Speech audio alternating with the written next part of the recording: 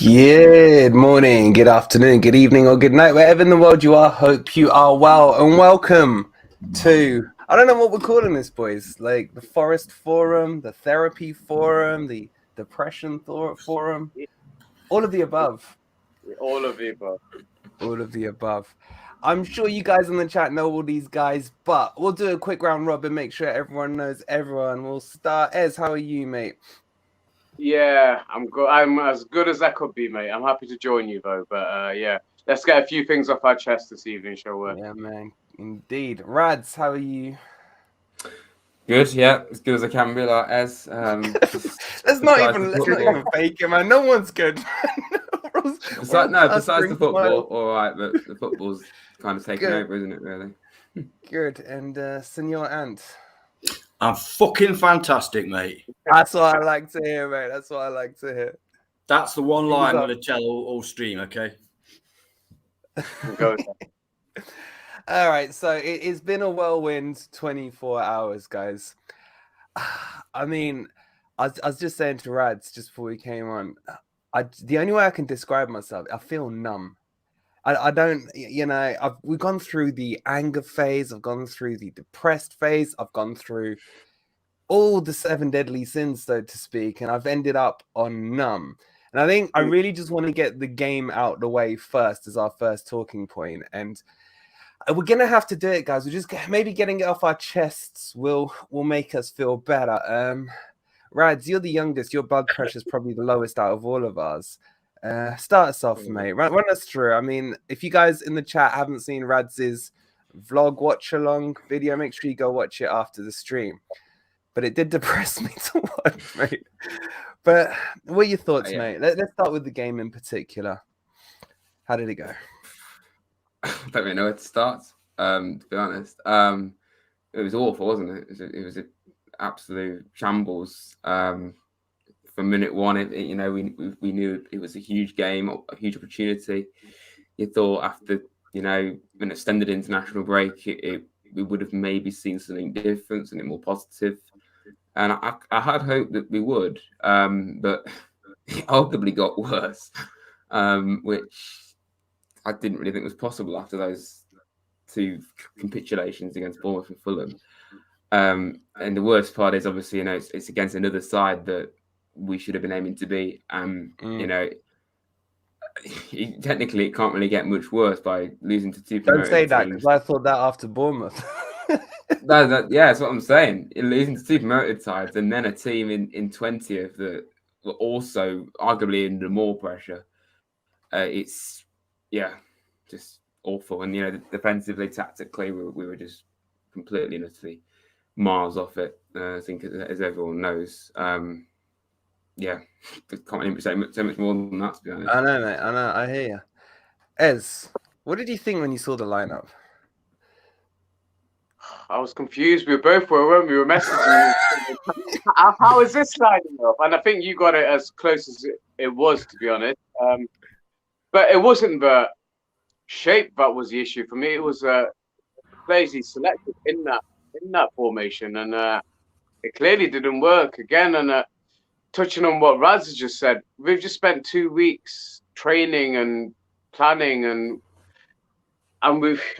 And you don't see any progress, and they look like, and Cooper touched on it himself, saying that they didn't know their job. Come on, man, that's his job to make sure that they know their job. And yes, you can only do so much once they've crossed that white line, but the preparation just seems to be something lacking. We seem to be a lot better off when we were going from Saturday, Tuesday, Saturday, and not having the extra training in midweek, and that seems to suit us better than having these 2-week sessions of training, and because nothing seems to be improving, and the word that Raz just used as well, capitulation. Third in a row, we concede 1, we concede 2, we concede 3, game's over, and I won't give too much time for people saying that we were better second half. We were, but they were 3-0 up. The game has changed. The whole mentality of the game's changed, and we still lost that second half 1-0. So exactly, that's the bit that pissed me off in Cooper's interview when he said about we looked better second half.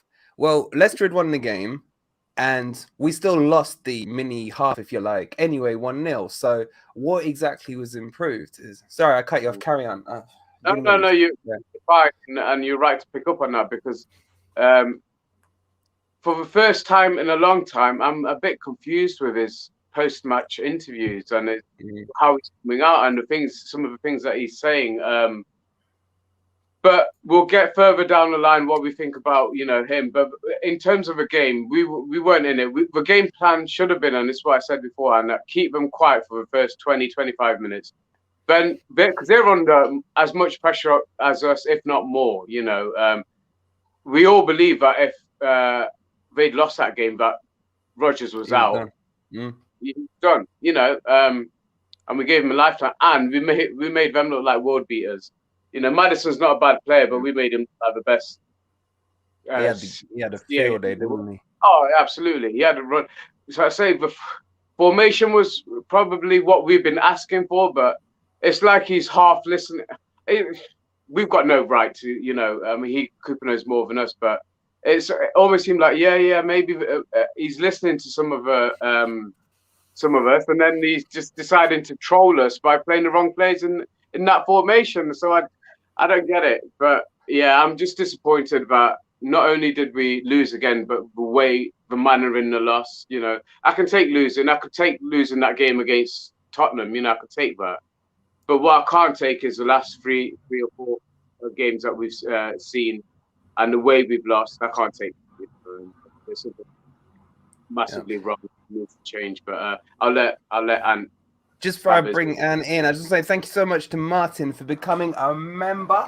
Thank you so much, Martin. Appreciate it. And if anyone wants to join, it's 99p. Just hit that join button. Thank you so much, Martin. Miss your ants. I've been looking forward to this just because I feel like you're going to get some stuff off and make me feel a little better. But I'm not even going to ask you a question. I'm just going to open the floor.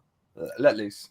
Well, I've got a number of points, but I'm sure that they'll come out over the course of the stream, so I won't just go through everything. What I would say about last night's match is that first of all, and I want people to remember this for the rest of the stream, I want Cooper to stay, okay? As well, not just out of love for the guy, but I also think he has got it. He is capable. But last night was the first time since he joined our club that I started to have doubts. The performance, the personnel, the lack of desire, the lack of tactical awareness worried me. And I'm hoping he can put it right. I mean, Ez mentioned that he's had 2 weeks to work with the players. He's not had 2 weeks to work with all the players because, surprisingly, believe it or not, the majority of that team were away. So there is that, but that doesn't stop us being able to do the basics. If you're a professional footballer, you should be able to find space. You should be able to find a fellow red shirt. You should be able to tackle. You should be able to get stuck in. I didn't see much of that. And I'm Did you see any of that?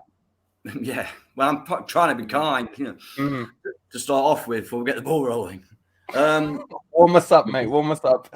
Because we love Steve Cooper, because of what he's done for us, etc., because I still believe he can do it, that doesn't mean he's immune to criticism. And people must understand that you can still want somebody to be your manager, but you can still criticise and you can still say, I think that is wrong. I mean, because that's a good point. That's a good point. So true. But it's like, look, if I ever argue with the missus, or let me put it the other way around. If she ever criticizes me, we're not getting divorced the next day. I'm in the doghouse I can't find anyone else. All right, doghouse day or two, and then we're back up. We're patched up. It's the same when you're talking about your football team. It's a relationship, mate. You're not saying Cooper out, but you're spotting in what you're saying. if something's wrong, we got to point it out. That's If our Cooper plays Ryan Yates over Oral Mongala, he's wrong. yeah. And I don't care how much I love him, and I don't care what any other Forest fan says. My opinion is that is wrong, and therefore I have a right to express that opinion, and everybody else can shoot me down. That's not an issue. I'm not, I'm not touchy, But like I say, because you love him, you don't have to be blind and say, "Oh, he's picked Yates over Mangala." Agreed. Steve's right.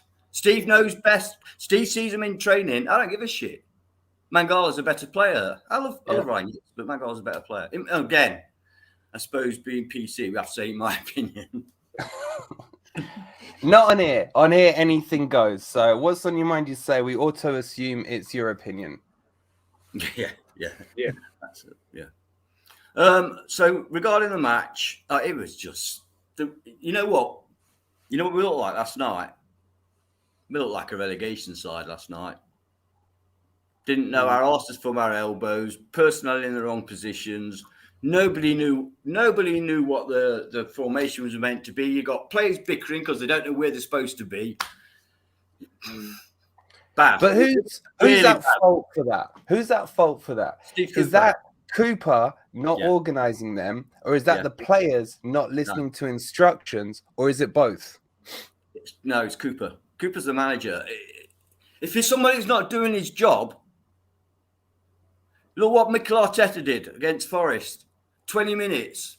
Pull off the left back, Pulled off the left back. You know why I pulled him off? Not because he was playing crap, because he wasn't following his instructions. And then he got pelters for it, Arteta did. But he says, look, if I tell you to do this and do that, you don't just fuck off and do your own thing. You do what I tell you.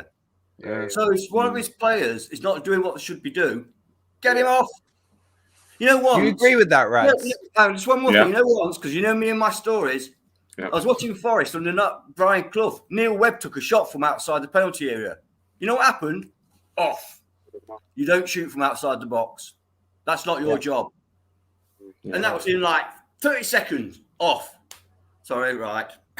No, it's fine. Get it off. But I just want your opinion on it, Rads, because something that did alarm me a bit that Cooper said after the match was how he didn't want to go in on the players.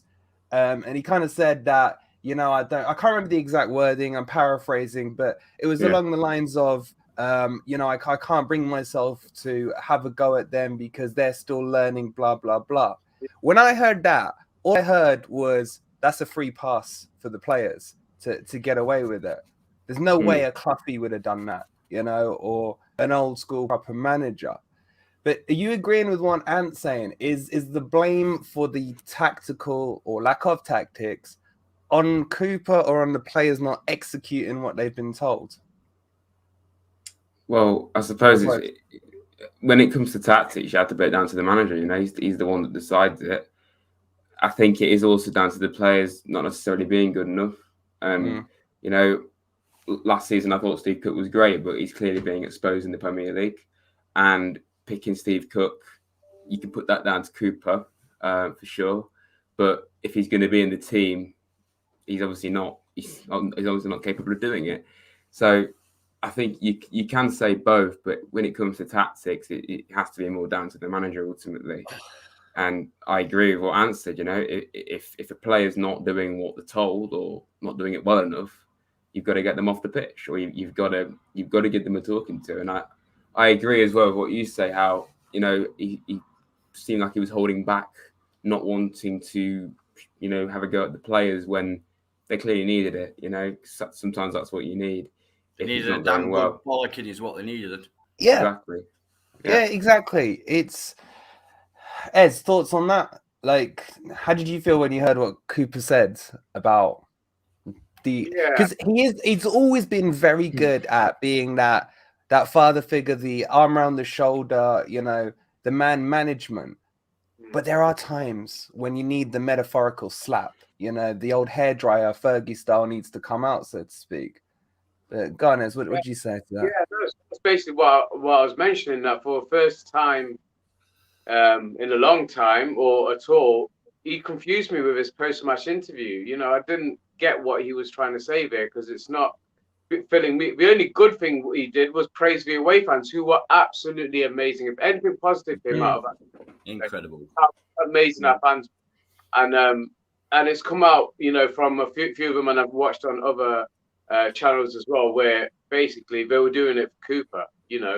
That was their tribute to Cooper, and that was the only good thing he said. That's the only thing that he said in his post-match interview that made any sense to me, because I can't understand. Yes, he's saying that they didn't stick, and it's something that he said on a couple of occasions when we've had our worst performances, like Bournemouth away at the end of the season, saying that we didn't stick to the game plan. But why didn't they stick to the game plan? The players looked. The formation is what we were kind of asking for, but they looked like they'd never played that formation ever before. They looked totally out of position. The gap between the midfield and defense was shocking. You could have. I mean, no wonder Maddison had a field day. Maddison, what was his? Dewsbury Hall. They looked like world beaters yesterday. We made them look like world beaters because we gave them so much space. How many times did Vardy get in from their free kicks? There's 2 free kicks early on, and he almost got in. We didn't learn off the first one. He's the only man in the box. He was the only man in the box. He just had such a bent header that should have been, a goal there. And then the same thing happened again. And you're like, where's the learning? Sorry. Yeah. And it's the same. And it was the same against Fulham. They've done exactly the same tactic against us, holding off with Mitrovic blocking. We've done that to us at least 3 or 4 times in a few games that we played against them, and we haven't learned. And that's what bothers me. What bothered me the most yesterday was I saw we looked like we were getting worse, and that is the concern for me, that we're getting worse. There's no progress whatsoever, but we're actually getting worse, and that's concerning. I don't know what else to add to it, because the game, there was chances. Awoniyi had an amazing chance early on, that goes in, it's a different game. But then there's the argument on that.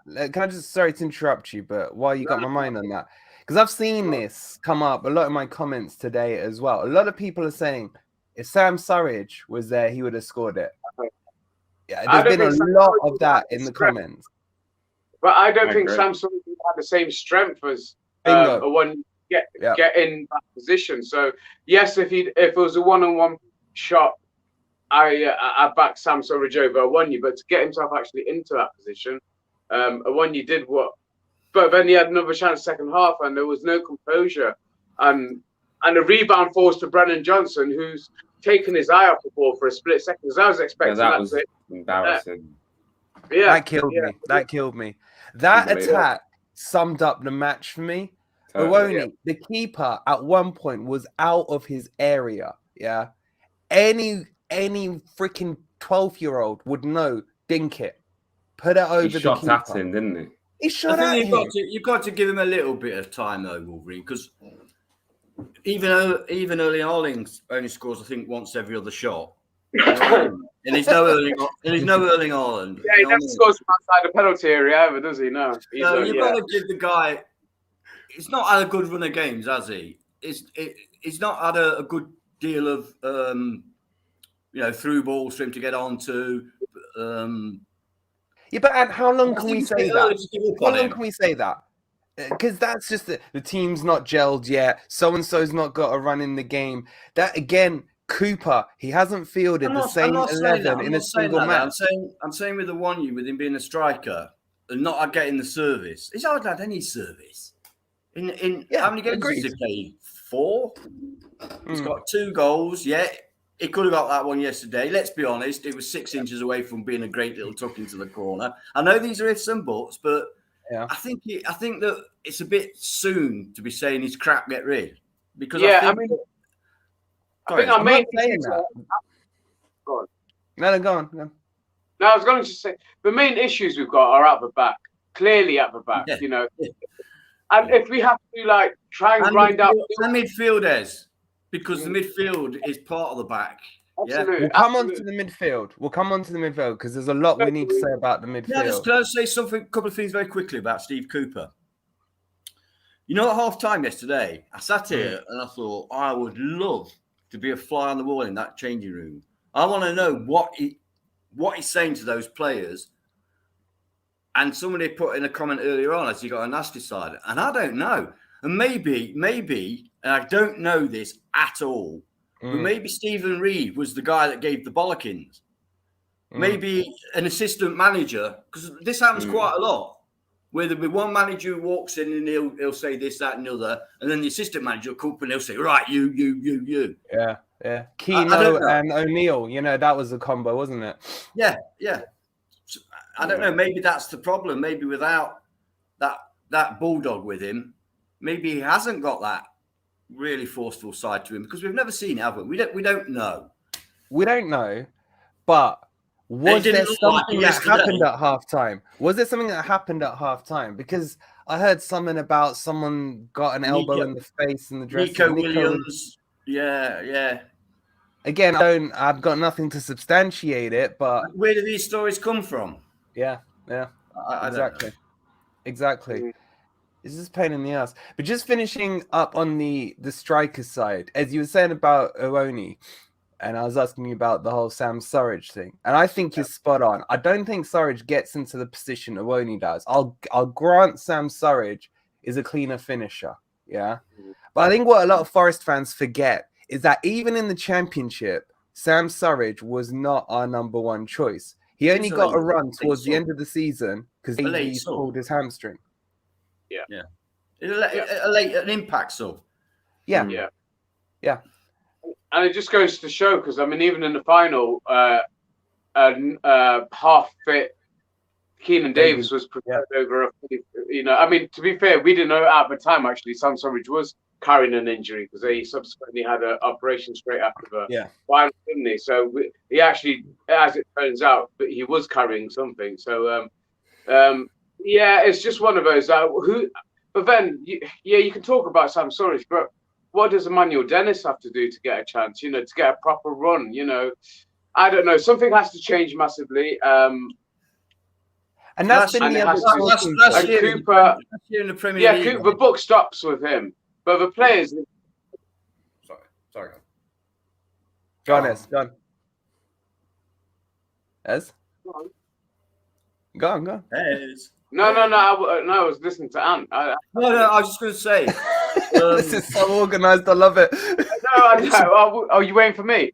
This is how it's supposed to be. It's a chat between friends. It's not one of my streams. Go on, Ez. Finish your point. We'll jump to Ant and then we'll bring Rads in. I've forgotten it by then. I'm going to Rads. Rads. Right, what do you think is striker? Shut up, Ez. You had your chance. I don't know what's going on. Why haven't we got one of those speaking sticks?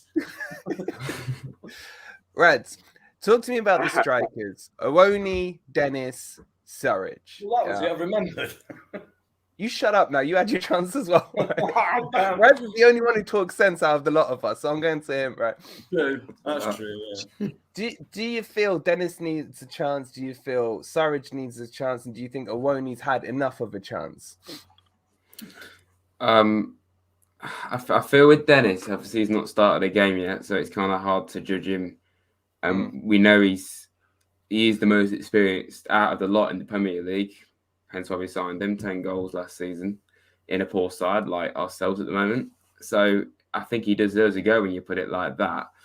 I know he missed a good chance yesterday when he came on, but I agree, he does need to get a run in the team to really judge him. I think ultimately Owoni has scored 3 goals this season, but he could have quite easily scored more.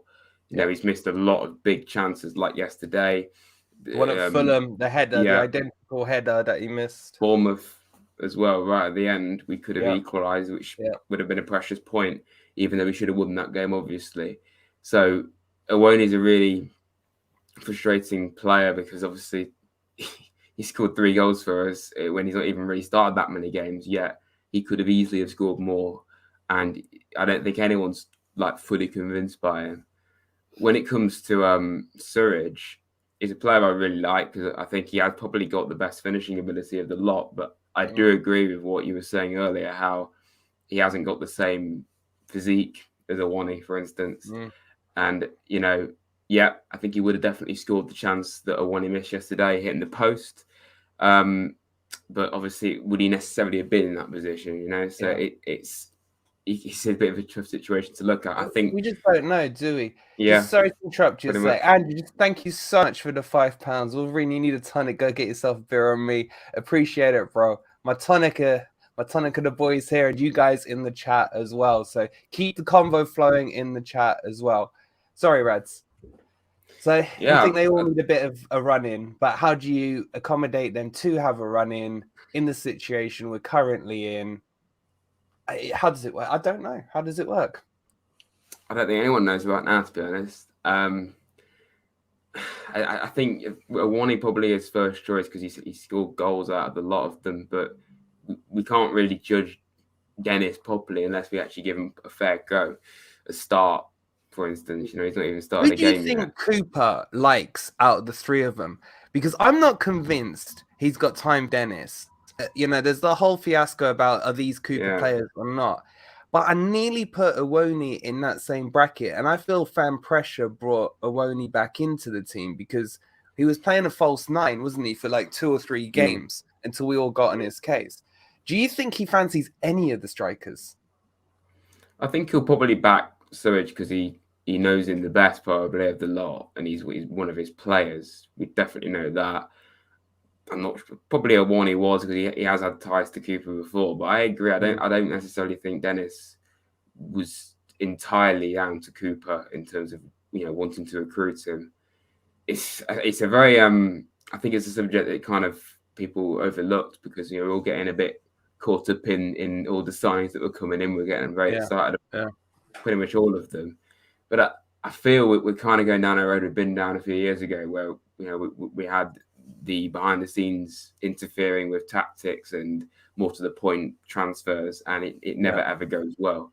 And I just can't help but feel that this summer, particularly towards the end of it, the board were doing a scattergun approach and just not really conferring with the manager, which ultimately has got to pick the players. It never ever ends well when that happens, unfortunately. Yeah. So yeah, it's tough. I mean, Ant, do you? I'm just going to open up a bit of speculation now because I've seen it. Do you think Marinakis Jr. is playing a hand in any of these players on the team sheet? Because there's talk about it. No. I don't. To be honest with you, I don't think any manager, never mind a Premier League manager, would allow a director or even the son of the owner to pick his team. I cannot see.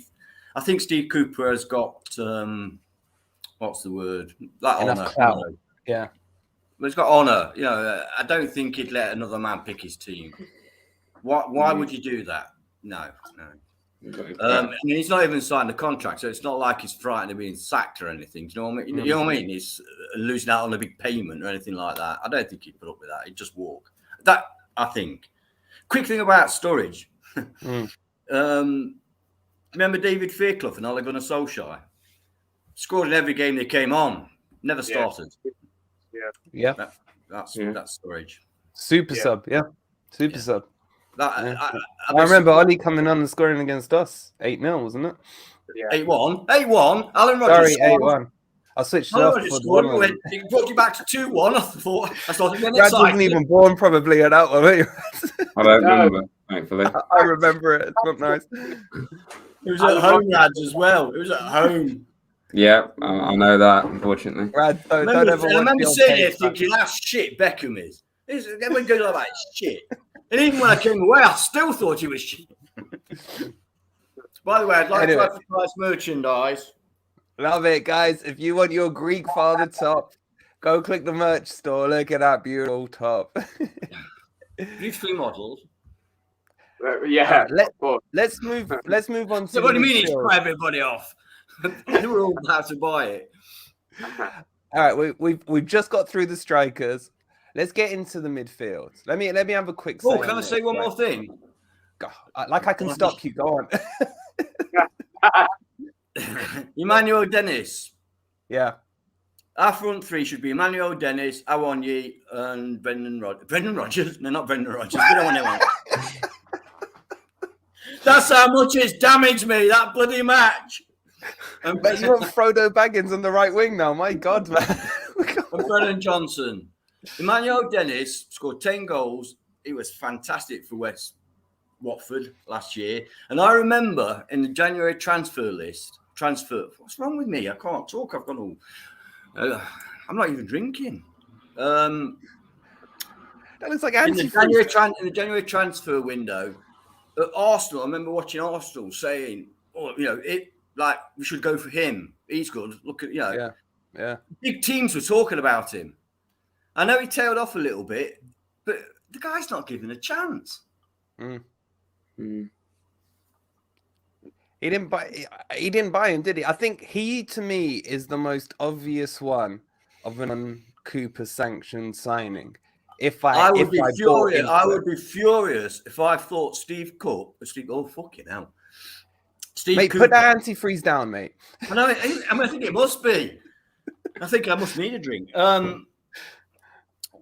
I would be furious if Steve Cook didn't pick a player just because he didn't buy him. Well, I'd be furious if Steve Cook was picking the players, but I think I know where you. Let's move on to Ez, right? Let Am put his teeth back in. Sorry, I want to talk about the midfield, okay? Because yes, he changed to a 4-2-3-1, but the Coyote, probably the worst performance I've ever seen in a Forest shirt of a quote-unquote CDM. He had no legs. Yeah. He was in front of the ball when he should be behind it. He was way behind it when he should have been on the ball. Wasn't pressurizing. Didn't look like he gave an absolute shit. And then you had O'Brien, who probably, controversial opinion, but I thought he had his worst game for Forest. But I will back it up by saying, because he was having to mark 3 players. He was having to keep an eye on Maddison, on Tillsman, and on Drewsbury Hall as well, while Coyote was there trying to reattach his legs, And I just feel that even though he changed, it's what you said at the start, he gives us one hand that he took away. He gave us the formation, but didn't give us the Mangala-O'Brien combo that we saw work at West Ham. Look, you might want to say Mangala's not fully fit, but he was fit enough to be on the bench and he was fit enough to do, 30 minutes. I think Mangala with one leg would have been quicker than Coyote on the pitch, right? But the other thing is, it was even if Coyote was having a good game alongside O'Brien, they were still outnumbered in that midfield. And I don't feel like Cooper reacted to that at all. Did you feel there was an imbalance in the midfield? Yeah, an imbalance. And then, like I said, it's like he gave us a formation and then trolled us with playing the wrong players in it. Coyote, it was an embarrassment last night. It was embarrassing to say part of our squad. If Mangala's good enough to be on the bench, he's good enough to start. I would rather you gave him an hour, start off with your strongest team instead of by the time he comes on, the game's gone. Yeah. What's he got to play with after that? After we're 3-0 down at half time, what's Mangala going to come on and do? O'Brien had his worst game, and I was totally going to say exactly the same thing. But it wasn't helped. It was like Fulham. Yatesy wasn't helped by having paired with Boyer in that game. It just did not work. And then on the second half, like you mentioned, for him to bring on that pairing, but did atrociously against Fulham, belief, that was the time to play the Mangala, O'Brien, Freuler, three that we kind of I think it still would be our best way forward. What do I know? But I don't see him in training. I don't see him from day to day. What do I know? But from on paper, that for me would be our best 3 in the middle. And then, but you're right, because it needed a 3 in the middle. And I said it all week. Freuler looked world class. Yes, I'm using those words on the internationals. I watched the Spain game. Yeah, I can't remember who they played in the second game. I think it was Czech Republic or something. He scored, he got an assist. But the Spain game was the one for me where he was controlling the play, linking players in. Yeah, and he was playing alongside what's the Arsenal guy called? Xhaka. Yeah, playing alongside him. Right. He's not even playing alongside a guy whose lightning pace will sit deep and everything. Yeah, but it worked. It worked. They were playing in a 4-2-3-1 as well. Fast forward into this Forest match where we've seen the Fulham match where him and Yates started, and that combo did not work. It was clear to see. Why on earth did Cooper then decide to save the game at halftime to switch out O'Brien and Coyote and bring those two on, which didn't work at Fulham? For me, I didn't get the logic behind it. Leave O'Brien on, bring those two on, Freuler and Mangala, lock out the midfield, and maybe we could have got back into it. Well, his reasoning for it was that they were on yellow cards, and he said we couldn't afford to be down to 10 men. At that stage, you're 3-0 down, mate. When you've made that decision, so how it makes no difference whether they're up against 10 men or 11 men. They were 3-0 up against us at that stage. So that as his excuse for making the changes at halftime. Because I don't know. I know Coyote was booked, and I know Nico Williams was booked. Was O'Brien booked? I don't believe he was. I would have left O'Brien on. Yeah, it was his worst game, but again, you paired him with the worst midfield pairing that you could have paired him with. But doesn't that scare you a little? Yeah, that the changes at halftime were not tactical changes; they were changes based on yellow cards. I don't believe. Are we now saying that if Morgan White had got booked, he would have been subbed off? I don't believe that. I don't believe that's why I took him off. I mean, that's what I'm saying. That's the game. Whether we read more into it or not, I don't know. But that's no, he lied about it. That's not the reason he took him off. Bloody hell, yellow cards. You don't take them off, do you? Yeah. Do you think there was a little bit of friction in the dressing room at halftime? Well, we heard about the Nico Williams situation. I think that's perhaps why he was taken off. And Karate was taken off because he was not doing very well. No, Steve Cooper's not going to say that, is he? He's not going to say I took Nico off because he smacked somebody in the gobbin in the changing room and took Karate off because he's crap. He's not going to say that. I'd actually quite like him to come out and say that, to be honest. I just want to see some passion. I just want to see some passion. I can take losing, but I can't take a loss where they just roll over. And that's what they did yesterday. And that for me was the cardinal sin. The roll over. And you know what? They rolled over after 2 minutes. Yeah. It's not like they rolled over when we were 3-0 down. They'd already rolled over way before then. I just want to get Rads' opinion on this, if he saw this. But there was a bit of a ruckus straight after conceding a free kick. And they were basically having a go at each other. And it seemed more Morgan Gibbs-White against O'Brien. Did you see that, Rads? Do you have any idea on what was going on there? Because I've tried to look back at it and I can't see what they were having a go at him specifically about. I need to see it again, to be honest. I know what you're talking about, though, because this is the thing, I don't really think the players fully know what they're meant to be doing, or that, it's maybe it's down to the tactics. I think it is, but it's also definitely down to the fact that we've signed pretty much an entirely new squad. And, of course, they're not going to know each other perfectly well. They're still not going to know exactly what they should be doing. But you would have thought by now, at the very least, it would have been a bit more competent than what it was yesterday. For minute one, it just looked out of it. We looked miles behind the Leicester side that have been even worse than us technically. And like we've been saying, we made them look amazing.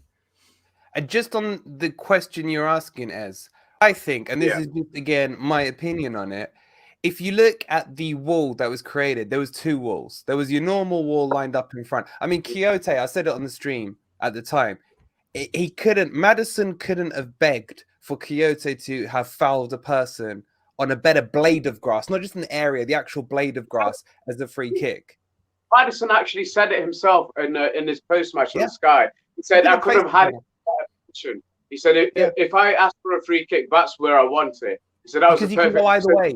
You can go either way. And then when I saw Forrest put the smallest player on the end of the wall where I'm curling it round. This is what I mean, yeah.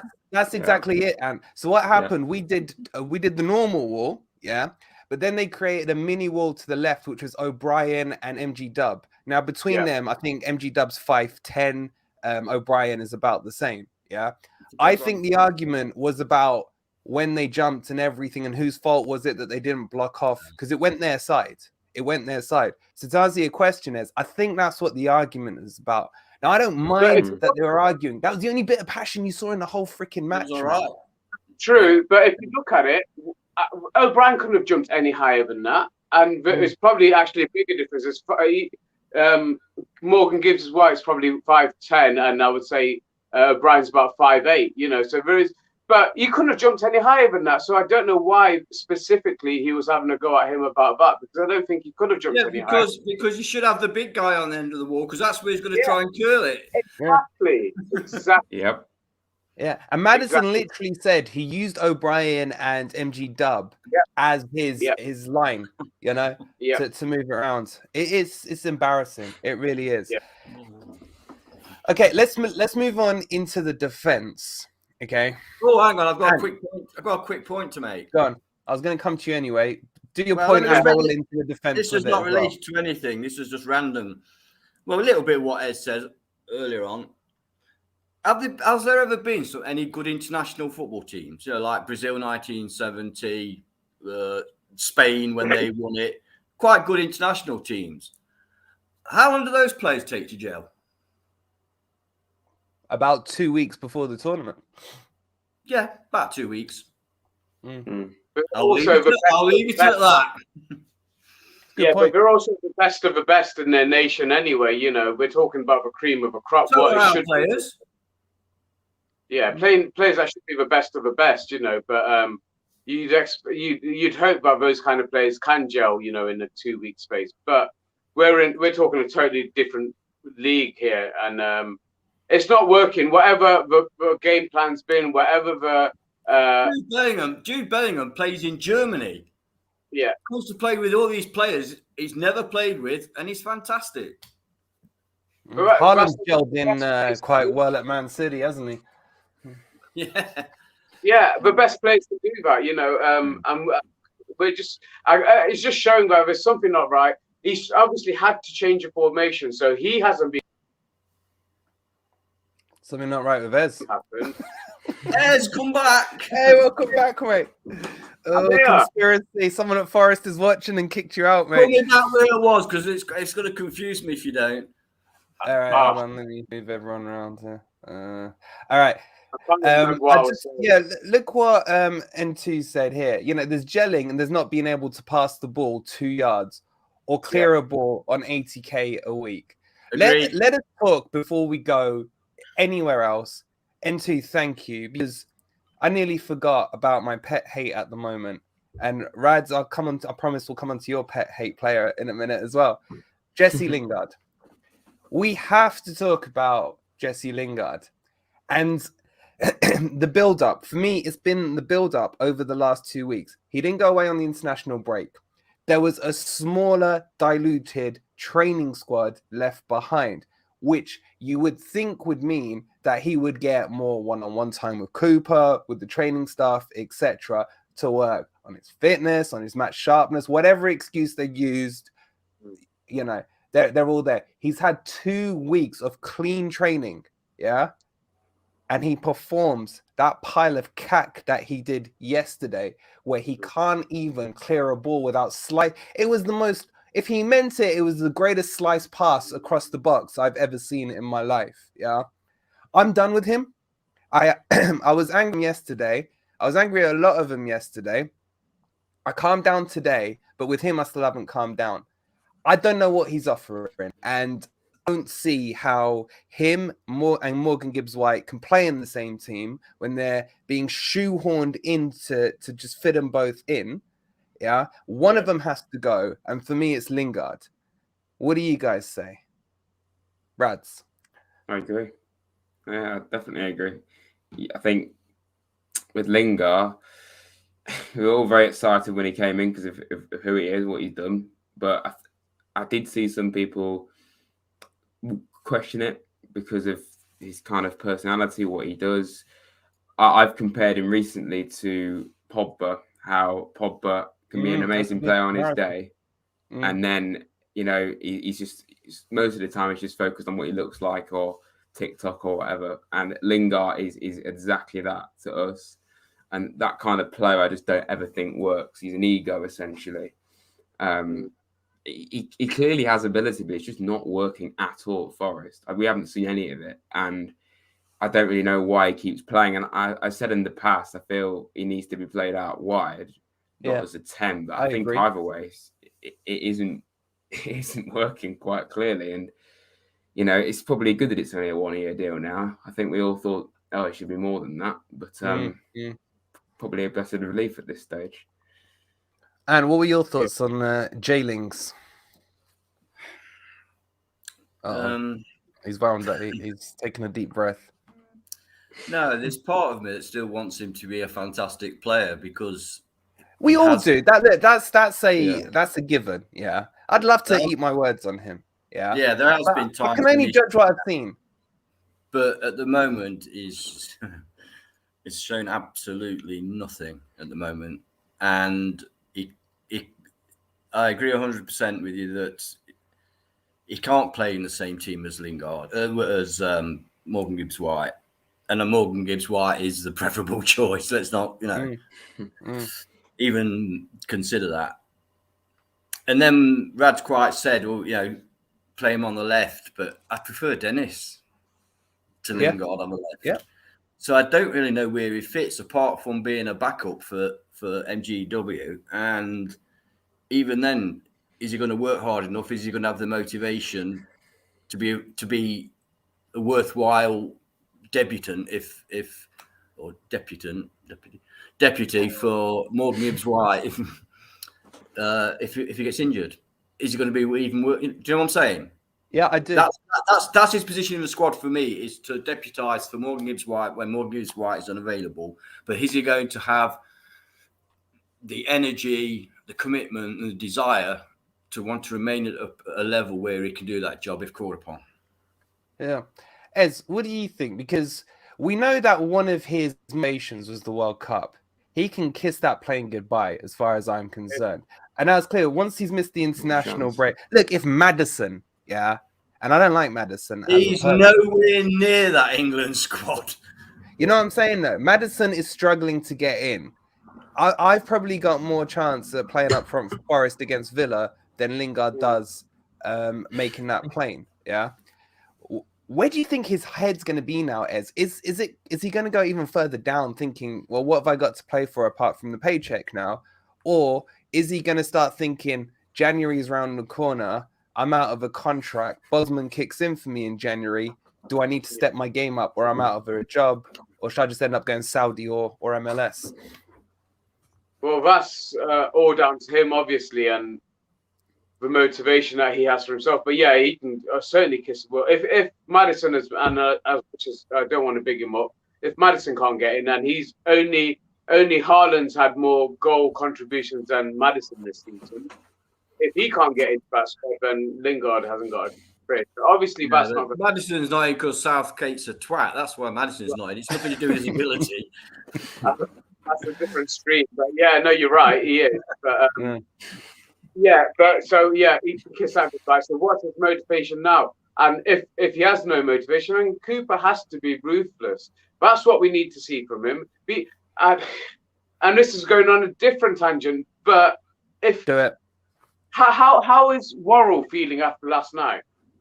How is Worrell feeling after last night?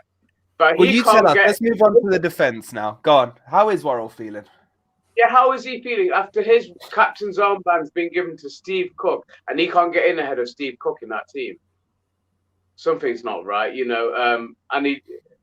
so the mentality, I don't know what Cooper's doing, but it's not bringing the best out of the players at the moment. And there's got to be some unrest. There has to be. Even if you're just reading between the lines, there's something not right behind the scenes. Are we going to go on to it? Should we move away from the game and start talking about what we feel about Cooper? Because I think that's where it's all leading. Let's just finish with that defensive point, because I think it's an important one. Because I'm no fan of Cook and I'm no fan of Worrell. But if you had to make me pick between the two, I go Worrell every single time. Yeah. At least his feet don't move like they're in slow motion, but not super slow motion. Go back. Don't you start. Not tonight. Not tonight. Don't say the C word on here, mate. But you're right. How can Worrell, who should have been dropped a few weeks ago, in my opinion, but for someone better, a Biancone, man. I mean, you talk about how Worrell's feeling. What the hell's going through Biancone's mind? Yeah. Who I honestly don't think was that bad in the preseason matches I saw and the 15 minutes I saw at him at Man City. Yeah. He's better than Cook. I'll go out on a limb and say I'm confident enough that he's better than Cook. But back to Worrell, not only have you dropped a defender whose position it is on that right hand side, but you've brought in Cook, stripped him of the captaincy for that match, and put Cook in, who in the previous games he's played has been shocking. Now I don't mean shocking as in terrible, but he's at his limit, and his limit was Championship, not Premier League. Well, he almost conceded another. He was lucky he didn't concede a penalty again yesterday with a handball. Yeah. You know, so I mean, that was he's just a handball. That was.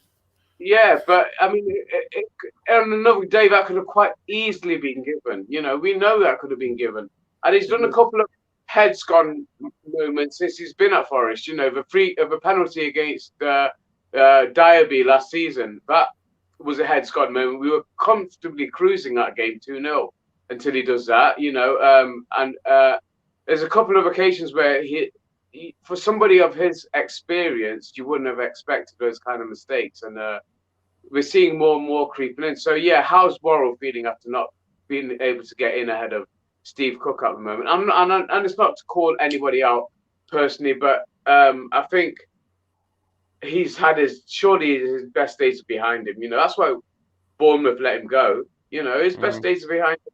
You know, I 100% he'll always give you heart, but where the legs don't do what the head wants you to, you know, he should know, and Cooper should know as well. He should be seeing that. But that's on Cooper, isn't it? Because honestly, Cook, even though he wasn't great, it's like Colback for me. He's going to give you that performance level with a couple of mistakes, but he's still going to put his heart into it and everything. But it's clear it's not level. He's below that level, yeah. I put that on Cooper, selecting him into that team. And you saw Vardy attached himself to Cook. The balls were coming over the top diagonally over Cook's head into that channel down the left so that Vardy could get in. That's how they got their first goals, threw that ball into that channel. Then they worked it back in. That will move us on to Cooper now. That for me. Hang on. Yeah. Sorry. I love Cookie. Rads loves Cookie.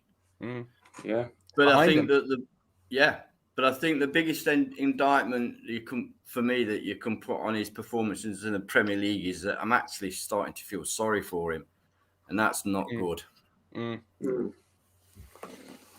Carry on, MC. Wait, was that it? Yeah, that was it. Just wanted to say a little bit about Cookie. Okay, before we move on to Cooper, because I promised Rads I'd give him the floor on it. Oh, he's going on about Loddy, isn't he? Yeah. And now I'm going to argue back with you. I watched it. I'm going to argue back with you, mate. Yeah, Talk to me about the Lodster, man. What's pissing you off about him? It's not just Loddy. I think a lot of the players were way below par yesterday, but I just don't think he's been the player we thought he would be. I think when he signed from a high-profile club and what he's done in his career, you know, Champions League and all that, playing for Brazil, we all thought, wow, that's a really, really high-caliber signing. But unless this guy's a different Loddy and we've picked up the wrong passport, I don't know, because like he's not the player that we thought we were getting, because he can't defend, in my opinion, not properly. He's quite frequently out of position, and I just feel he's just not up to scratch. And I we're on about what does Worrell feel with Cook playing ahead of him. What on earth does Toffolo feel? Like I'm not saying Toffolo's like amazing, but he didn't do anything wrong. He certainly didn't do any worse than what Loddy's been doing. And I know he's only played 4 games, but like he's not really done much, in my opinion, to justify constantly being picked. And I feel sorry for Toffolo, and we have got Omar Richards somewhere whenever he's available. He's got 2 legs now, I hear, which is a good start. Yeah. You know? Yeah, but is one of them still broken? No, well, Probably. apparently he's 2 weeks away. 2 weeks But, away. yeah, I'm not just criticizing Lodi. You know, I know you're felt. not, but I'm interested in this conversation because reason being is because I love Lodi, and I'll say it with Lodi goggles on, yeah, because I've seen him play for years, and I've seen his quality, and I still stick to the fact that Atletico Madrid back 4 or 5, if you want to include the keeper in there as well with Oblak, is one of the best back fives and best drilled back fives from one of the best defensive-minded coaches in world football in Diego Simeone. Yeah. And my contention is, I agree Lodi hasn't played well. Yeah. But we brought Lodi into a wing-back position in the main until yesterday. Yeah. From a player who got dropped because they switched into a wing-back formation at Atletico Madrid. And where did he spend most of his Atletico Madrid time? He spent it at left. So I agree he's been crap so far, but I don't think we've played to his strengths. And I don't think we've played to Nico Williams' strengths on the other side as well. But I agree. Well, I agree with what you're saying. So if I can extend on that, Ben, but it's something that, Rads did say in this video, and I totally agree. Maddison we're talking about Lodi, who, like you said, Wolverine, he's played in one of the toughest defenses in Europe with one of the toughest managers.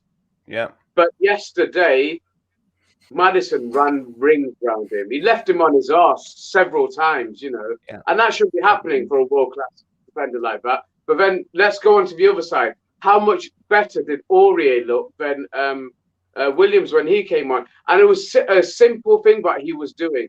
When he was getting the ball, he wasn't passing it back to the centre-back. He was looking for a midfielder. Just simple little touches into which amount of times I've been watching for us, especially over the last year and a half, especially under Hooton, really, where we used to just pass from one centre-back to the other centre-back to one side to the other, not looking for those balls into the midfield. And he did it a couple of times yesterday, and it got us away. Yeah, the game was gone by then, but that's when we actually looked half decent yesterday. But yeah, so Aurier probably made more impact than certainly more than Nico did on that right-hand side. And I would probably, I'm with Rads. I think Toffolo did nothing wrong. I mean, if we go back right to the start of the season, the 2 goals that we've scored, Toffolo set them up in the way that he ran across the penalty area and opened up space. One for Brennan when he had the open goal against Everton, and the other one was setting up a goal for who scored our other goal Yeah, and either way, on both occasions, it was Toffolo running across. Yes, both you and I, right at the start, said, yeah, Lodi, you will come straight in, and Toffolo will just have to buy this time. But what that was based on was good performances as well, and he hasn't had good performances like Rads has said. But I just want to bring this point up, right? I love this name, Trevor Francis tracksuit. But Atletico Madrid had a defensive midfielder in front of Lodi. At Forest, he's got Lingard goal hanging on the halfway line. And I would add, or slicing a pass across the goal. And that is the point, right? That is the point. You can't just put, I guarantee you, if we put Haaland up front yesterday and subbed Awoni off for him, he wouldn't have got a sniff. Yeah, you can't just drop one player into a dysfunctional team and expect him alone to suddenly turn the fate of the team around. And that's what I feel with Lodi. And do you know who else I feel it with? Freuler. They're the 2 players who I would argue have come to Forest with a reputation of class and pedigree. Yeah. And they've both been shit.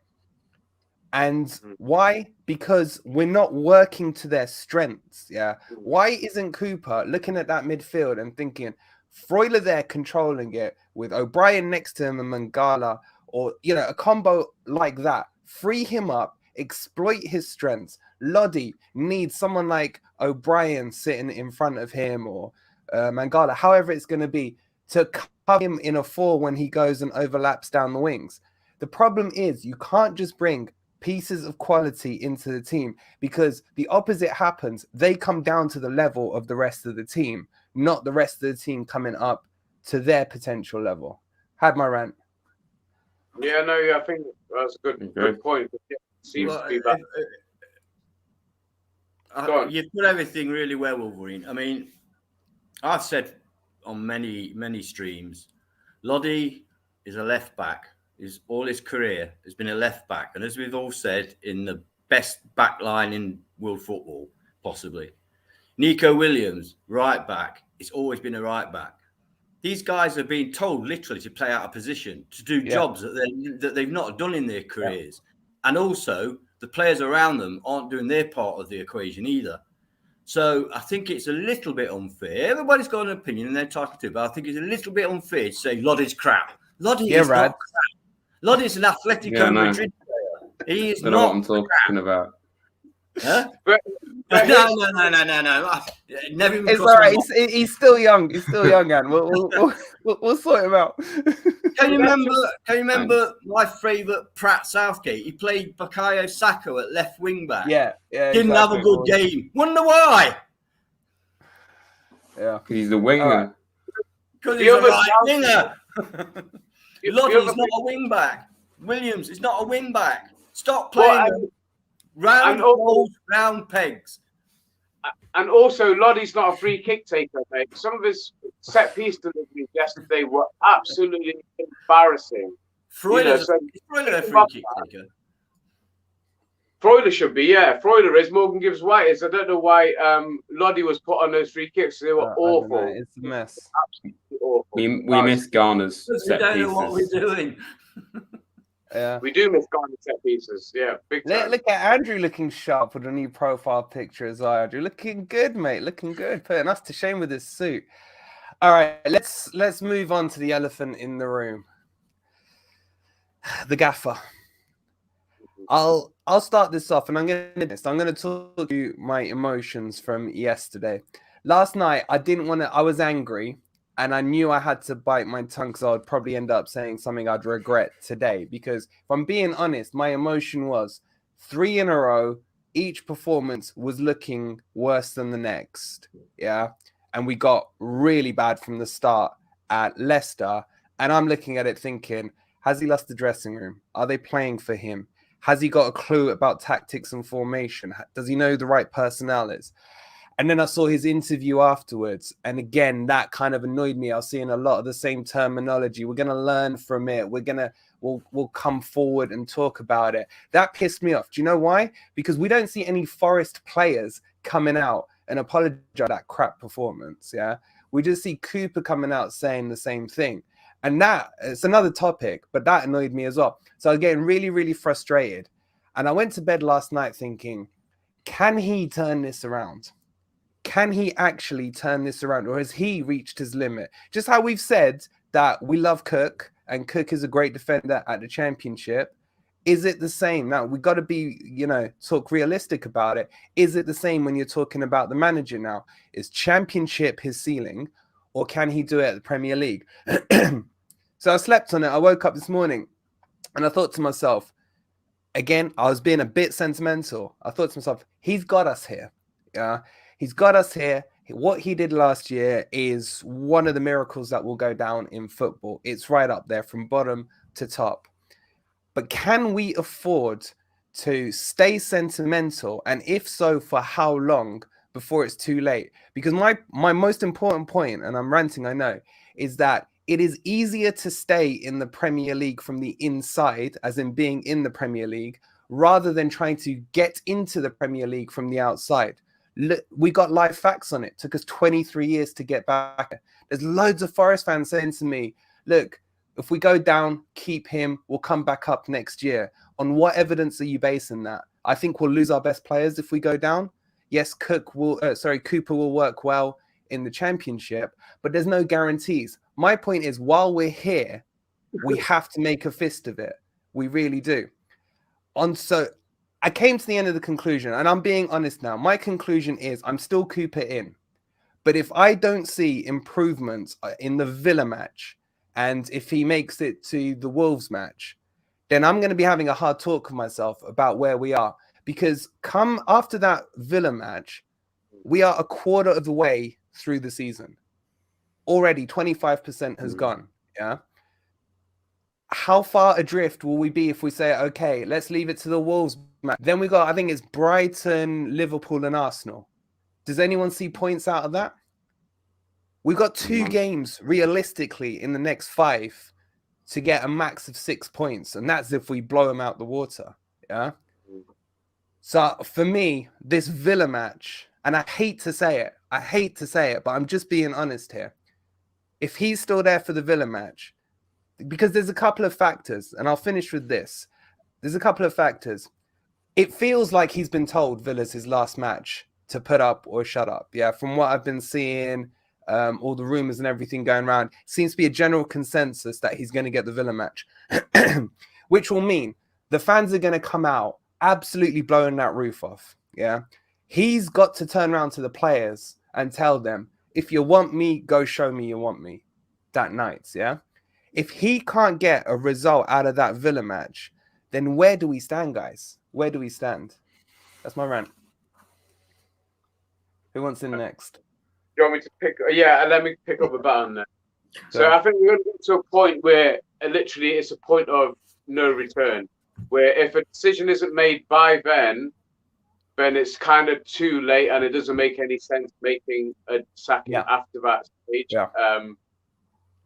And any manager coming in has to be given a chance. If Cooper's given these next 2 games, let's just say the Villa and the Wolves game, and we lose both of them, the next manager coming in has got Brighton, Liverpool, Arsenal, and Tottenham in the cup before we finish off with Brentford and Arsenal at home before the World Cup, isn't it, or something like that? Yeah. I think that's what we've got. It's given them such a tough task, you know. So he's either got to stick with Cooper, come hell or high water, and we stick with him. Yes, but I understand what he's saying, and absolutely, there's no guarantee. But we go down, but we can go up even with come back up even with Cooper at the helm. Yes, we will lose some players, but I don't think we'll lose the majority of the squad.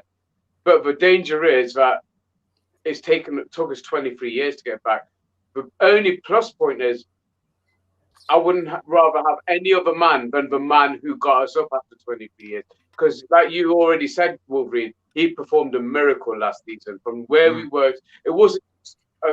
and this is what touches on to this is me giving it a holistic approach and being totally realistic now. Let's be honest, we've achieved this goal we're probably at least a year ahead of schedule. We've got to the Premier League a year ahead of what we should have done. And we're clearly not ready. We're not ready as a club. We're not ready as a squad. And maybe we're not ready as a management team. How do we play it from now on? So he's got to get to a point where if he makes a decision after this stage, there's no point. You might as well stick with Cooper, or you make it now. So I would go with you, Wolverine. I think if we lose against Villa, that's him gone. And I hate to say it, but I think that's going to be him gone. I think Marinakis is going to give him about one last chance. And it's horrible to say because he's given us... It's horrible, mate. It feels like you're about the member of your own family. Do you know what I mean? Yeah. That's what I don't like about it. But at the same time, it also feels like a relationship where there's just a little bit, and I'm talking like between the ownership and him as well. It just feels like there's something bubbling under the surface. Rads, but also, do you believe your dad or not? Sorry. Yes, it is. That's my dad. Yeah. No, do you agree with your dad or not? Oh yeah, I do. Absolutely. Yeah. Are you Cooper fully in? I agree with what both of you said about this, in the sense that there has to unfortunately come a point where we do have to think, okay, we all love Cooper, but is it going to work? We all want to stay in the Premier League, so is Cooper is he the right option? And I want nothing more than him to beat Villa, just to get a bit of tension off his back and just prove people wrong because of what he's done for us. And that's obviously based on sentiment, but I think we know he's a great manager. But obviously he's also new to the Premier League. And I totally agree with what Ez said, how ultimately everyone's saying we signed lots of players because we had loans. And there's players that weren't good enough. I think that bit says why we got promoted too early, because if the squad was really, really ready, we would have had most of the squad up to scratch to play in the Premier League. You would have thought there wouldn't have been like most of the squad, or at least away from the starting 11, where you think he's not going to be able to cut it in this division. And then also, obviously, having a lot of loan players. So it's not like we had several seasons where we got close to going up. It came out of nowhere, and it probably, we did get promoted too early, and now we're kind of facing the consequences, really. So I want nothing more than Cooper to get this right and to stay, because it would be absolutely gutting if he was to leave after just like 4 months after what he did. Are you Cooper come what may relegation? I mean, it's really difficult to I know it is, mate, and I hate asking you guys the question, because totally. Whatever you answer, you're gonna get stick from the side that don't disagree with you. Do you know what I mean? And it's like, and you almost think, should I be careful? Should I not? Or fuck it, should I just say what's on my mind? And like I said, I'm not at the stage where I'm Cooper relegation. Yeah, because I say this. I support Forest first, then I support Cooper. Yeah. No player is bigger than the club for me, and I have to have the same standards on the manager. But I do understand people who will say Cooper got us up, Cooper can take us down, and Cooper can bring us back up. I don't agree with it personally, but I'm just interested in people's views. And if you don't want to answer it because you haven't thought about it, that's fine as well. Nah, I'll answer it. Yeah. I think for me, like everyone's been talking about the spending we did in the summer, and rightly so. It was a very unique situation we found ourselves in, as we've said. But my worry is really, obviously, if we want to be in the Prem, it's not necessarily going back down to the Championship. It's how we deal with it. Like with the fact we spent so much money, how will that affect us? Of course, we're going to have a big turnover in players again, which is quite draining to see that happen again. Obviously, I can see why people will say we would breeze the league, but I don't necessarily think that would happen, because we will have a lot of key players leave. Easily when you get relegated, normally it goes one of two ways. You either come back up or you struggle. And I just hope it's the first one. But I do understand why people say keep Cooper in the Championship if to go back down, because he got us back up. But obviously that there will have to come a point this season. Like if we lose like the next 5 games, you've got to probably be realistic about it and think, okay, has the time come to admit that he needs to go? And I'm not at that stage yet. Yeah. But it's tough, isn't it? It's really tough. It's tough, mate, because I'm not at that stage, but I feel like I will be at that stage after Villa. I'm preempting. Maybe I'll feel different after if I see a little fight in the Villa match and say we do lose, maybe I'll feel different. But knowing me, I'm starting. If I don't see any form of progression, because I haven't in the last 3 matches, especially when he keeps coming out and saying we're gonna learn, that's what's triggering me at the moment. I've put you on the spot long enough, Rads. Let's put freaking freeze on the and. Have you finished that antifreeze? Nearly. Where are you on all this Cooper in, Cooper out stuff? Well, first of all, your analogy of it's like losing one of the family. I've been sitting here and I think I've got a better one. Oh, here we go. I think it's like you've had a fantastic relationship with a gorgeous girl and you've had loads and loads of great memories with her. But it's just starting to tail off a little bit. And those feelings just aren't quite the same. But you hang around in the hope that you're going to get back to the way you were. I mean, maybe I'm the only one that's experienced that. Yeah. You're on your own there, mate. I'm letting too much of myself up. But you know what I mean? What was the name? What was the name? I'm talking about my friend. But you hang about and you keep going, and you're hoping and hoping, and in the end you think, this is not working, is it? And it's painful, but right.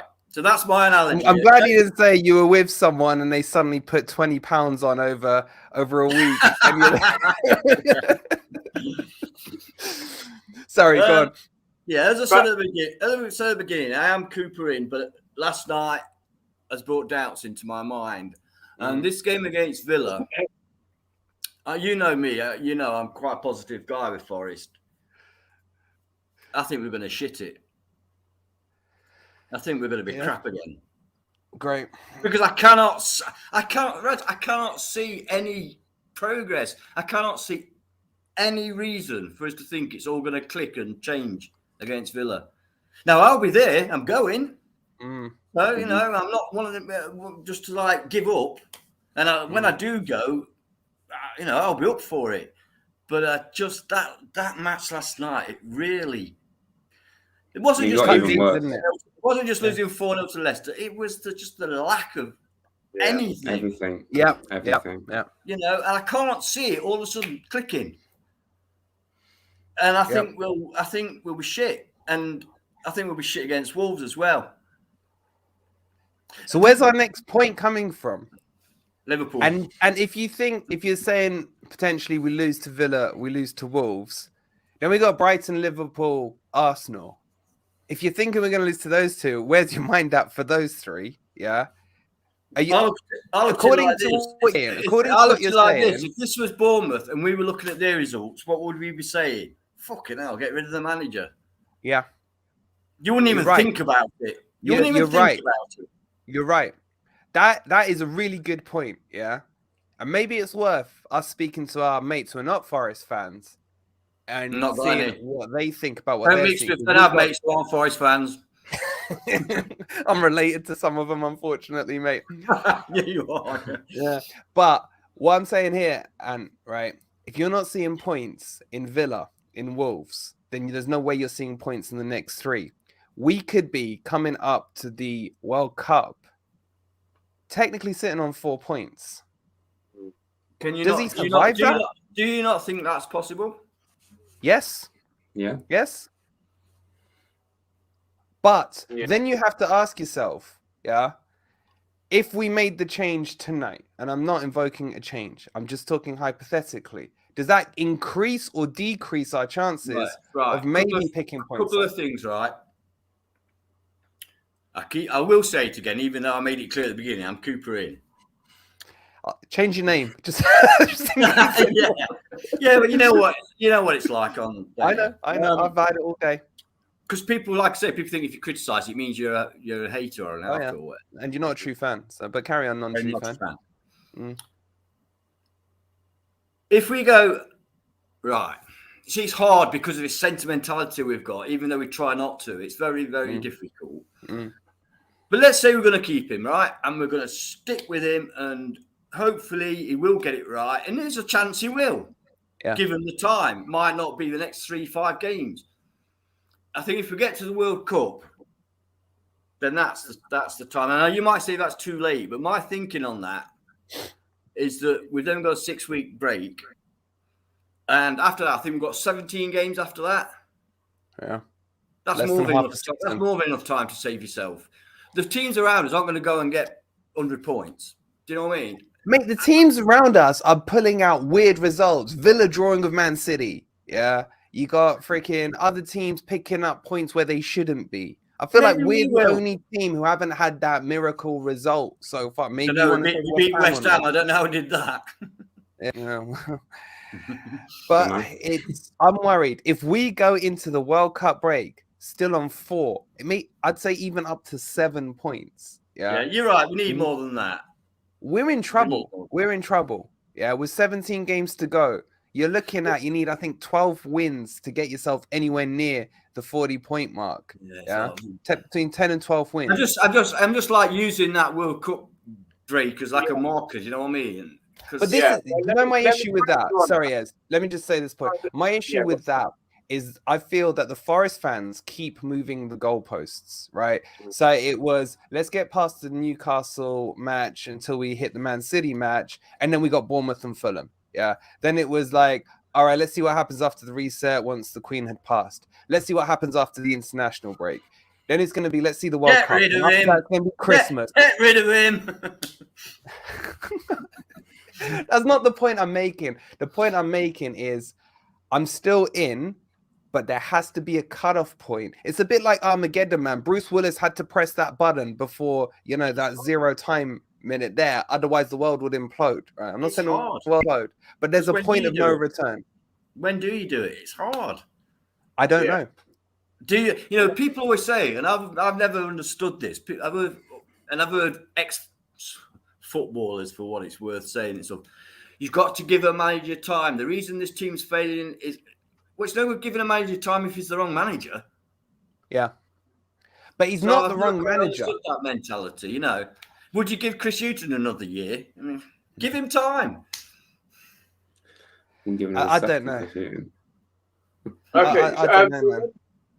let me just correct you on one thing. So after the World Cup, we'll have another 23 games to play. It's 38 game season. Yeah? Yeah, so it's 15 beforehand, and obviously one of the games got cancelled, so there's 23 games. That's 99 points. Yeah, so there is time, isn't there? There is time. Yeah. So, but you could say 99 points, as you could say 1,000 points. It doesn't mean we're getting these points. No, of course not. But I'm saying the point is that the majority of the season is going to be after the World Cup. What I was hoping for, and the figure I spoke to a friend about the other day, was hoping to get into an international break with 13, 14, maybe 15 points. That's so far off now, because to get to that stage, I was hoping we were going to I was expecting to pick up points against Bournemouth. I was expecting to pick up points against Fulham. I was expecting to pick up points against Leicester. Now, those 3 games are out of the way. Are we really seeing another 10, 11 points out of the next 7 games? I can't see it. So, like you said, the point of no return. If we get past that point, we either stick with him or we get somebody else in. You know, it doesn't make sense, to get somebody else in. We stick with him. So what's your point of no return on this? After a Villa game. If we lose a Villa game, yeah, I think that. It's gone then. I'm with him on it because that is the point of no return. Anything after that, what are you going to do? Bring a new manager in when we got Liverpool, Arsenal as his first 2 matches? Or when we come back after the World Cup and it's Man U, Chelsea? I think Russell put it in the chat, didn't he? Yeah. You've got to plan a little bit ahead. I don't want him to go, man, but I don't want to be out the Premier League. That's where I am with this. Earlier, and you were right. It's harder to get into the league than to stay in the league. Yeah. Once we're in it, we've got to. And Marinakis is going to be thinking this. A man who said quite clearly, he was talking hyped up, but he said he wants to win the league. I think he's going to settle for us to be relegated in his first season, in it. He's not going to stand for it. I think you'll give him one more game. All these people that keep saying if we go down, Cooper's the man to bring us up. We're in cloud cuckoo land. If we go down, Cooper will not be there. You not think? I don't know. If we go down with Cooper, you don't think? No. What I'm saying is, if we get to the stage where we're going down, Cooper will be sacked. Yeah, but if allow Cooper to take us down, I don't think he will. Yeah. Well, they did it with Norwich, haven't they? They've up and down twice, and then they didn't spend on Norwich don't have any ambition though, like we do. No, that's true. They haven't spent the money that we have. That's true. Yeah, no, Rads, you take over, mate. Take over. It's all yours. I've just been thinking, if you look at the situation, we haven't won for 5 games, and you're thinking, okay, let's get a run of games where we have some winnable matches. You'd think against promoted sides or a team in disarray. That's literally what we've just had. So it makes you think, as we've been saying, where on earth is the next win or even point coming from? And this is what we've been talking about. And when you look at it like that, it's very bleak. And unless something drastic changes, I don't really see where it does come from, to be honest. I mean, I said earlier, I want nothing more than Cooper to get this right and to make it work. But I just don't know whether it will, because we had what 17 days to prepare for the Leicester game. It was a long time. Yeah. And then obviously, you know, with the Leeds game being cancelled, in the last month we've had like one game before Leicester, plenty of time on the training pitch and to do certain things and that, and to gel, and like everyone's been saying they need to do. And yet it's arguably got worse because, you know, Bournemouth was awful from start to finish. Fulham, we kind of picked up towards the end when O'Brien came on, but it was poor overall. Like, even though they only scored in those 7 minutes, the first half wasn't particularly great. It would, you know, Fulham were dominating us. And obviously against Leicester, you'd think, okay, surely we're going to at least look a little bit more resolute, a bit more solid. But, you know, for minute one, it was just shambles, wasn't it? You know, but for minute one, Yeah. I think the first thing we saw, Leicester, you know, we made a mistake and Leicester just looked like they were going to be thrown goal. It was offside or something, but like straight away, Leicester were like on us straight away, and it just made you think, wow, like no improvement whatsoever. And it just felt like a matter of time before they scored. And, you know, the same thing happened pretty much to what happened against Fulham. We concede and then we just capitulate. What was it, like 30 seconds later they scored the second. You know, no one was closing down Barnes. It was a good goal, but he shouldn't have had the opportunity. Williams, that was on Williams, wasn't he? Turned him inside out, just played a little cut left and then turned back right, and that was Williams sold.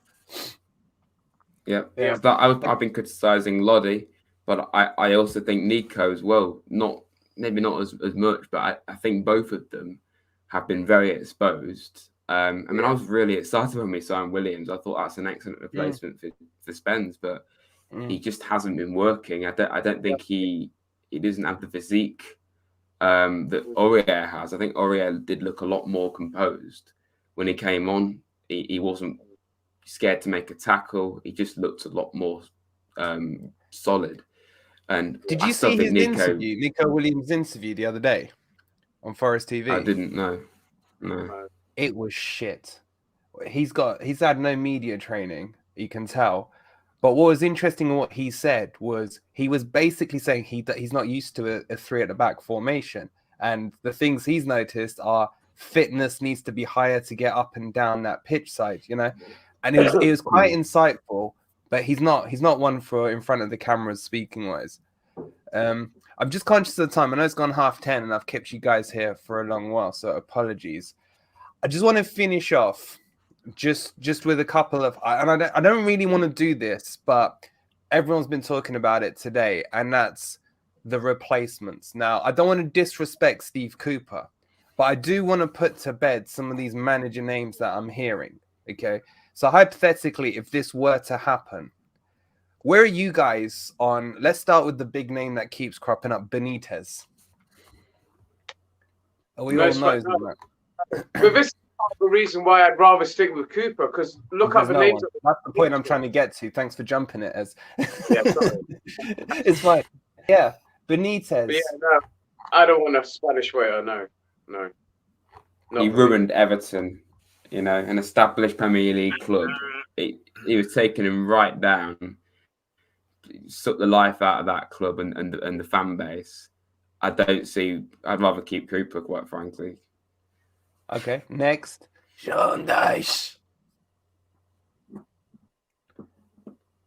Again, doesn't fill me with a massive amount of hope. I'd rather keep Cooper. I'd rather keep Cooper. I'd rather keep Cooper.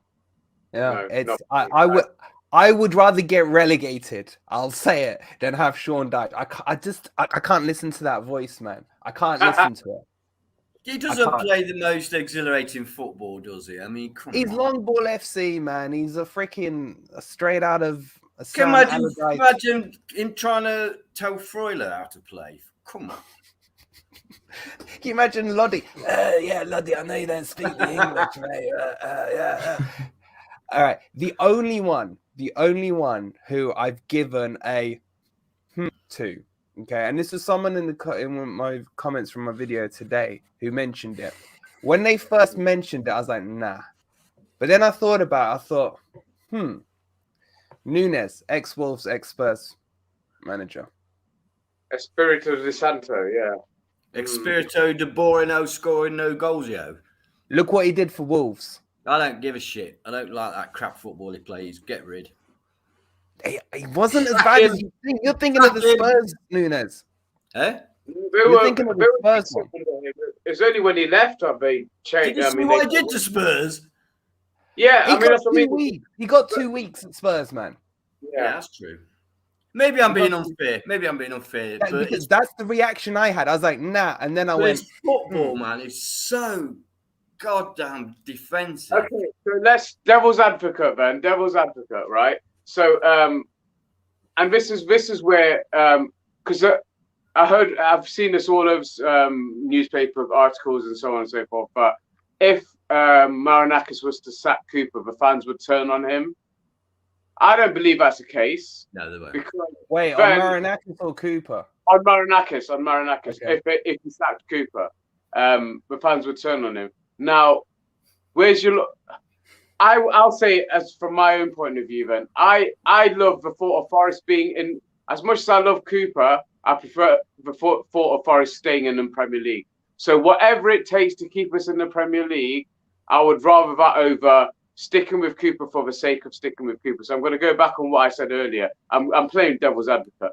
So Marinakis is going to be thinking that way as well. He's worked so hard to get this team in here. He's not going to let it slip. So I think it'll give him one more game, and if it doesn't work out, I think he'll sack him. I'm not saying that I'm agreeing with it, and I don't think fans can turn on him because what would they prefer? You know, but we go down without a fight, or we give it a chance. You know, fact of the matter is, Steve Cooper is wonderful. Without Marinakis, without the Greek father, we wouldn't be coming up anyway. Yeah. So how can we turn on him? Yeah. I mean, do we want to go back to Fawaz? You know? Yeah, exactly. Yeah. Yeah. One more name. Marinakis has been here 5 years, and in 5 years we've got back to the Premiership. One more name. I personally. One more name. Bielsa. That's an interesting one, isn't it? Hmm. He does play. He The does play style of more football. my kind of football. I was gonna say, Anne, you like his style of football. Yeah. That's the first one that has actually made me stop and think. All the others have been, You've had your moment. yeah, I've had my maybe. I mean, the Leeds fans still adore him now. You know? And how the hell does a man of 60 stay on his knees like his that? knees. How does he do it? I don't know. 9 seconds and mine have gone, locked up for a week. These are the other names I've been seeing. Now, Zidane is my all-time greatest hero player of my life. Sorry, in my Wolverine, it ain't lifetime. happening, my friend. I'm not even that delusional, okay? I've Tuchel, I've seen Poch being chucked. They're being chucked in the chat now as well. The other one that keeps cropping up, and I'm not for this, is Boas. No. For me, it's Boas. a no. ABB? No, thank you. No. Ranieri? No. Pochettino, yes, but I don't think he's coming to Forest anytime soon. Let's wrap that up by saying this. Cooper's still in. We're not saying this to disrespect him. We're just discussing what's being discussed, right? We're not going to hide and shy away from the conversations that are going on. That's it. That's the show. I love Ted Lasso. He got promoted, didn't he, in the second season? Yeah. Cool.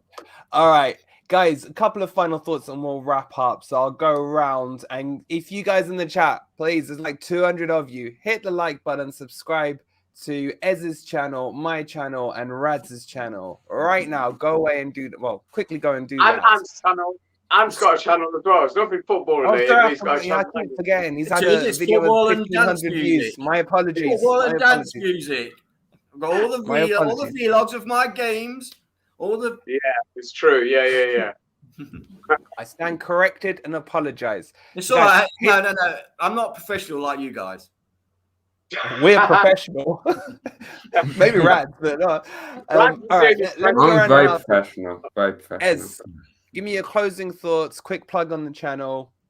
Go.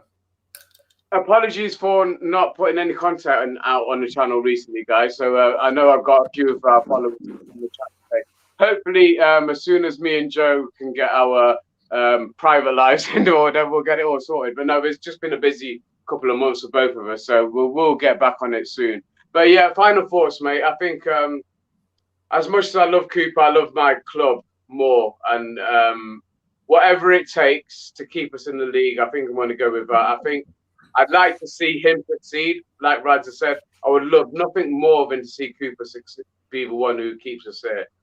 But if he can't, if he doesn't beat Aston Villa, and I do think we have to win, I don't even think a draw is good enough.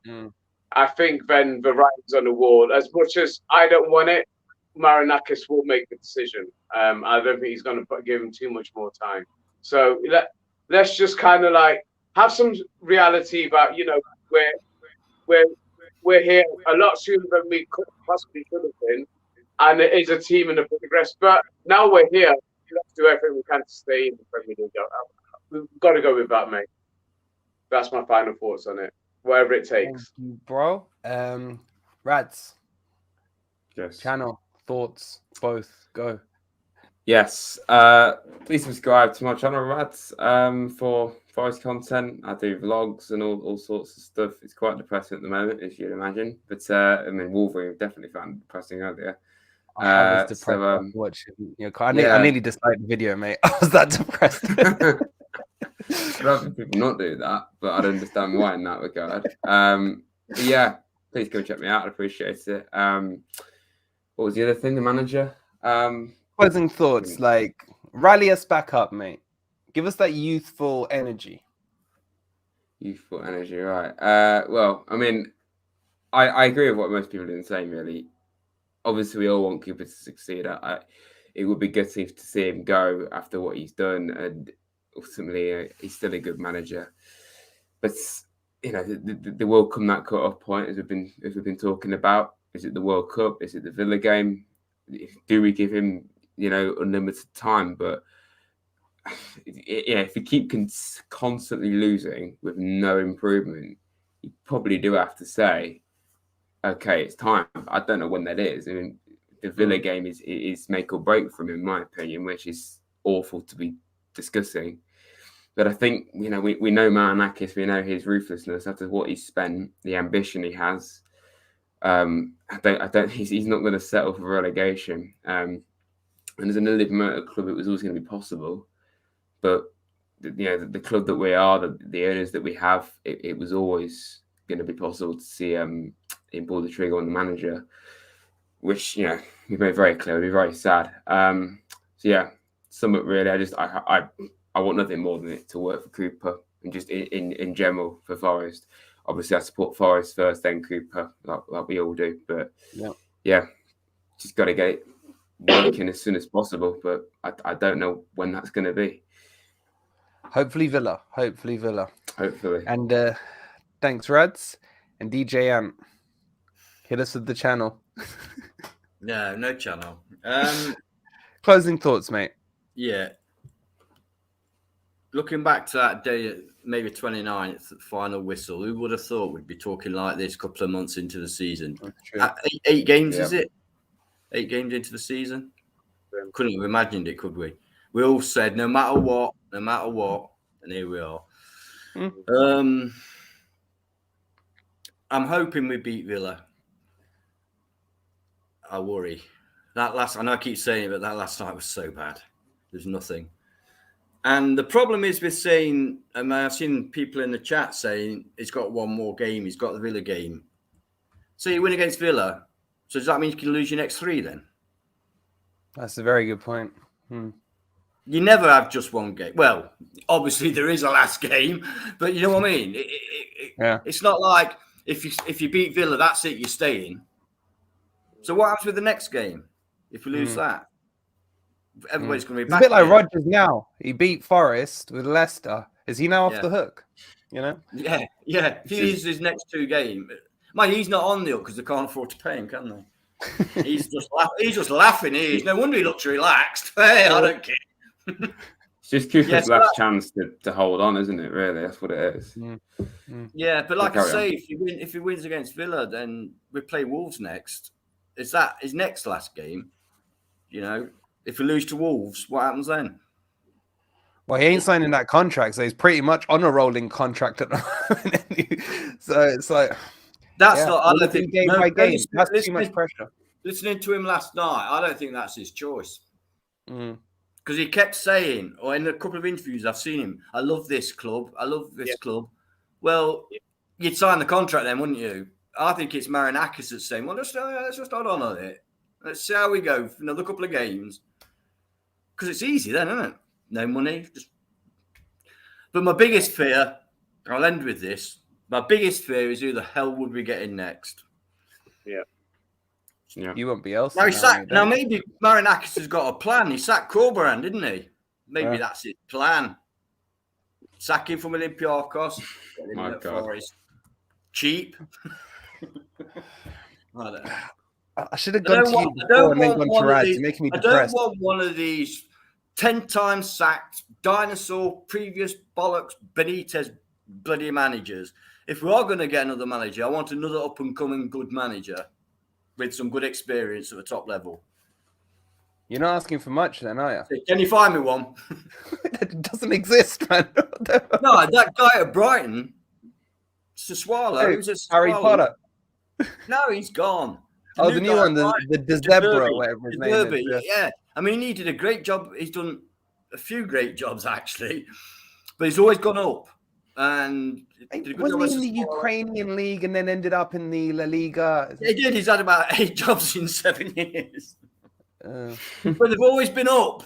He's always gone up. That is true. That is true. I don't know. I just don't want a Benitez or a Deitch. We'll give you a Bielsa, mate. You can have Bielsa for tonight. Right. So, I'll give him a go. I'll give him a go for three games. If he's not won them all, he's out. Get the next one in. Next man up. Brilliant. All right, guys, we will wrap it up there. I want to thank Ez, Rads, and coming on, cheering me up. Hopefully, they've cheered you guys up as well. I know we've talked a lot of loopy stuff, but look, we're fans and we gotta unwind. I want to thank everyone in the chat who's been chatting away. I've been reading everything you're writing. A lot of it has been making me smile. A few have made my eyebrows raise, but thank you guys so much. I tried to cheer everybody up by mispronouncing names and making a bit of a twat of myself. Yeah. Drinking some antifreeze, Drinking antifreeze. It's blueberry energy drink. It's antifreeze. It's antifreeze. I think it's giving me a bit too much energy. WKD or something like that. No, it's definitely not WKD or any vodka-based drink. I can assure you that 100%. Warren, it's good to see you, bro. So, guys in the chat, homework for you. Straight after this, Ez's channel, go subscribe. Rads' channel, go subscribe. And just ignore him. And before you leave the stream here, hit that like button. Go say hi to him on Twitter and then block him. Thank you guys so much for tuning in. We will see you tomorrow on the Daily Forest news video. Until then, come on, you Reds. Come on, you Reds. You Reds. You Reds.